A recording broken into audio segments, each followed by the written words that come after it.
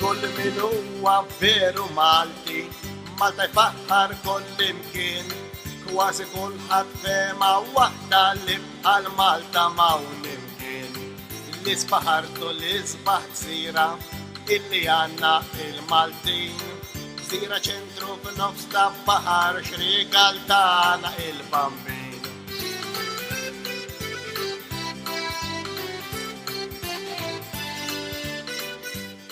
مرحبا، أهلا وسهلا بكم في فيديو جديد للحوتة الليبية. فيديو اليوم حيكون عن سوفينيرز أو تذكارات من مالطا. طبعا زي ما تعرفوا مالطا هي جزيرة في البحر المتوسط، تعتبر من أصغر الدول في العالم، وعاصمتها فاليتا اللي هي أصغر عاصمة في الاتحاد الأوروبي اللي انضمت لمالطا في 2004. وأول تذكار هو شنطة القطن اللي تشوفوا فيها. طبعا عملية حجمها مناسب، استخداماتها عديدة، يعني من بداية تبي تجيب فيها الخبزة الساخنة إذا كنت تحبي تشيلي معك شنطة يد صغيرة وفي نفس الوقت عندك كراسات، عندك تبي تشيلي شيشة مية أو حاجة لو كنت ماشية الجامعة أو ماشية الكورس أو المكان اللي تبيه، فهي كويس إنك تحطي فيها الحاجات. نحاول نكون صديقة للبيئة يعني، فالنوعية هذه من الشناطي مفيدة جدا، تستعمليها أكتر من مرة، تنغسل في الغسالة، فننصح بيها يعني كويسة. يعني فيها جو نزيكة إنها تكون لك تذكار من مكان وتطبق صغيرة وتكون معاكي في كل وقت، يعني عملية جدا. نوع هذا من الشناطي ديما نحبه، ديما نشتري فيه. النوعية الثانية من التذكارات اللي هن الكورتيلينات، بالنسبة لي نعتبرهن كصور جميلة، ما ندزش فيهم بصفة إنه ما فيش بريد في ليبيا.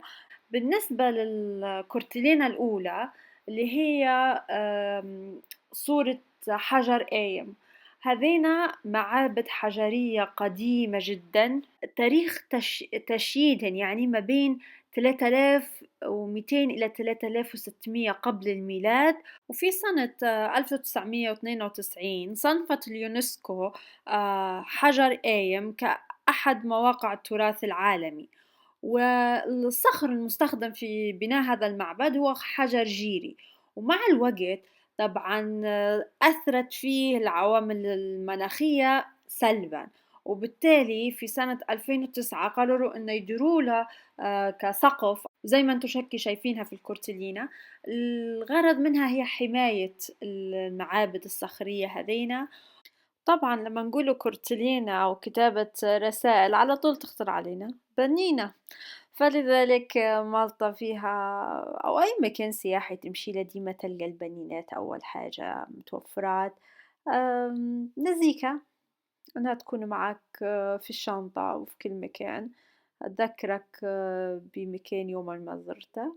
وزي ما تشوفوا مكتوب عليها كل أسماء الجزر المالطية اللي هي مالطا، كومينو، وغوزو، بخطوط ألوان مختلفة. بالنسبة للكورتلينا الثانية اللي هي تحكي عن الليس أو الدانتيل، مالطا مشهورة جدا بصناعة الدانتيل يدويا. فالكورتلينا هذه هي صورة لسيدة من جزيرة غوزو تشتغل يعني قاعدة تدير في قطعة دانتيل، حتى زي ما تشوفوا لبسها زي المالطي التقليدي، المحرمة زي الحزمية، ايدين القفطان، كلها مخدمتن هي بالدانتيل.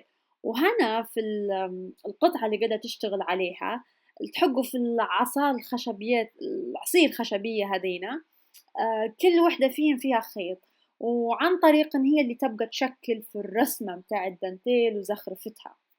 أما السوفينير الآخر وبرضه ماشيين في نفس أجواء الطريزة والخدمة اليدوية اللي هن المفارش. طبعا مالطا مشهورة بشغل التطريز زي ما قلت لكم، والمفارش تلقوهم متوفرات في كل محلات السوفينيرز والمحلات السياحية في كل المناطق.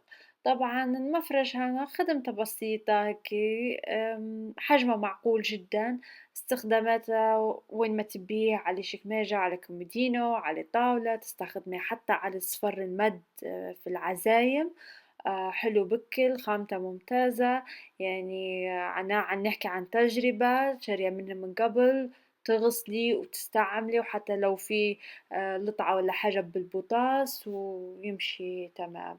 فيعني تكون عندكم فكرة إن المفارش هنا كويسات، ولا بس إنكم تجربوهن وتستعملوهم زي ما انتو تبوا.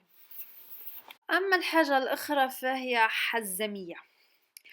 أوكي، هي مش حزمية مطبخ والجو هذا، لا لا لا لا، أنا نعتبرها حزمية متاع عزايم، متاع حركات.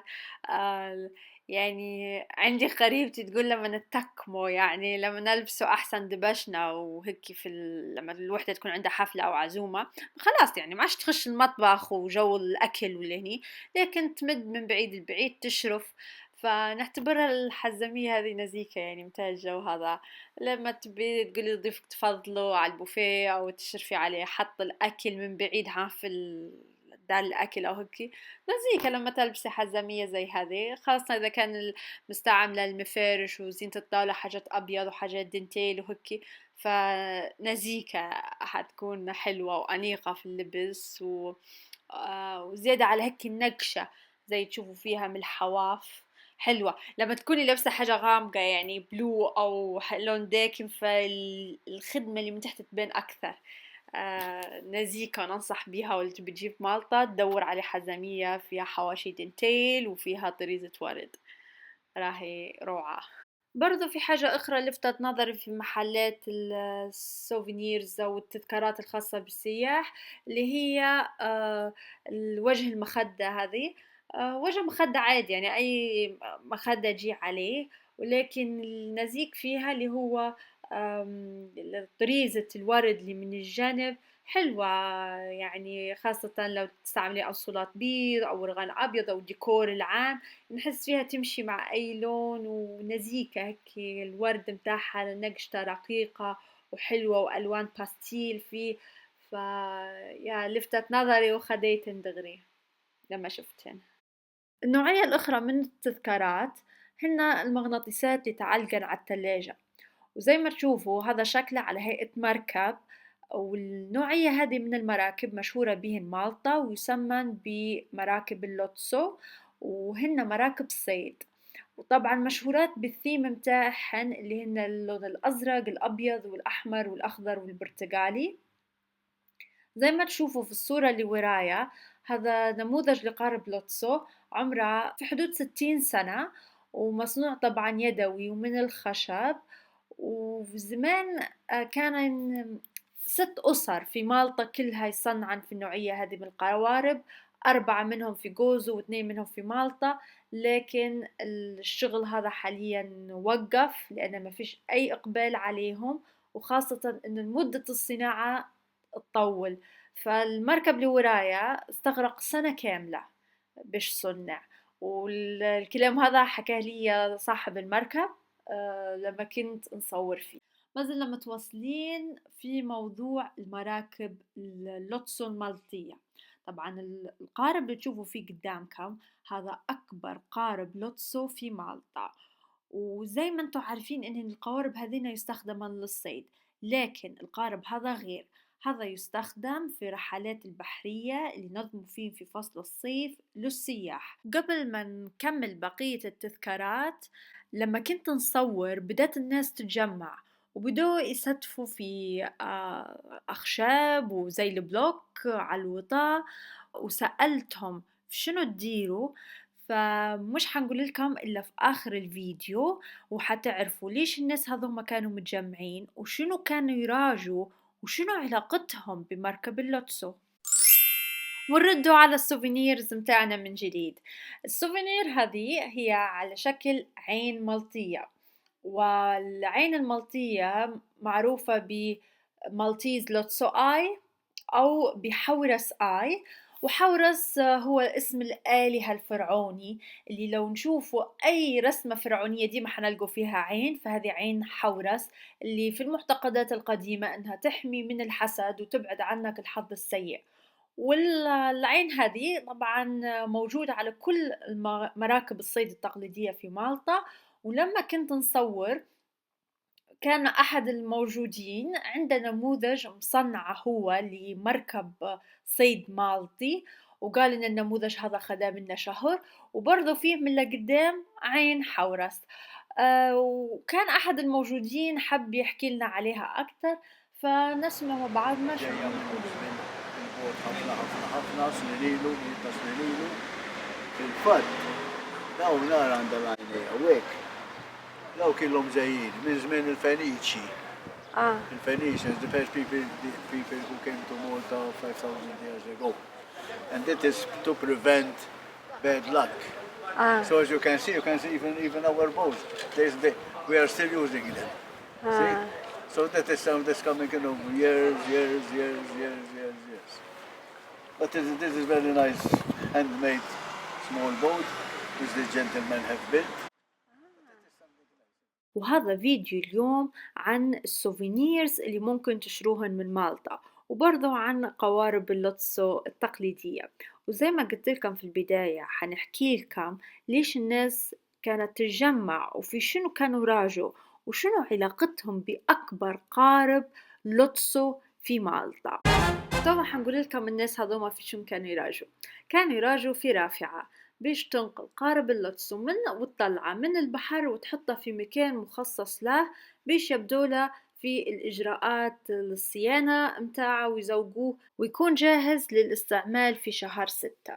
زي ما تشوفوا هنا الرافعة وهذين السيور اللي هم حاطينهن ونزلوهم في المية، وتوا لما يجي القارب اللي هو اللوتسو أكبر قارب هو قاعد جايبينه وبخشوه بين الحبال، وفي نفس الوقت زي ما تلاحظوا من القارب من الأمام ومن الخلف مربوط بحبال بيش الناس هذوما أهوه الحبل اللي بدو يمسكوا فيهن حيبقوا يوجهوا في القارب بيش يحطوه في مكانه الصحيح ساعة ما الرافعة تنزل.